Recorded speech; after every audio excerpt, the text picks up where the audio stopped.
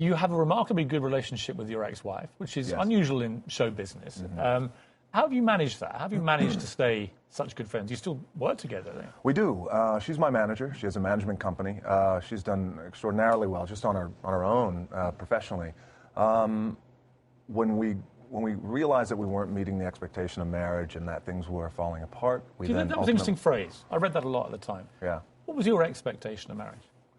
My expectation of marriage, you know, I don't quite know what my expectation of marriage was back then.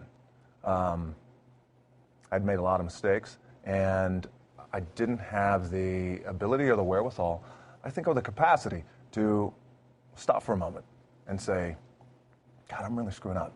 Let me just stop for a moment and let's talk about this. So I can't tell you what it was then. I can tell you today that I value a relationship.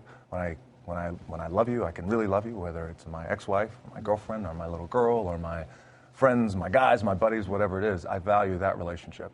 I can value relationships today. So getting back to my ex and how we worked together, as we went through all that and went through divorce, and we all know our close friends and family have gone through divorce, and there's a period where we went through a lot of sludge, but you got through it. And I was very fortunate that I had her who had the wherewithal to say, okay, we're going to go through this and it's terrible, but there's somewhere on the other side there's somewhere on the other side of this that we're going to become better.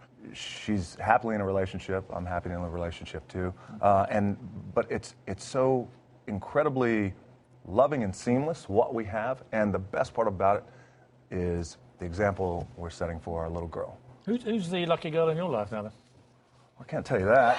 Cheers. Got to keep it private. I keep it private.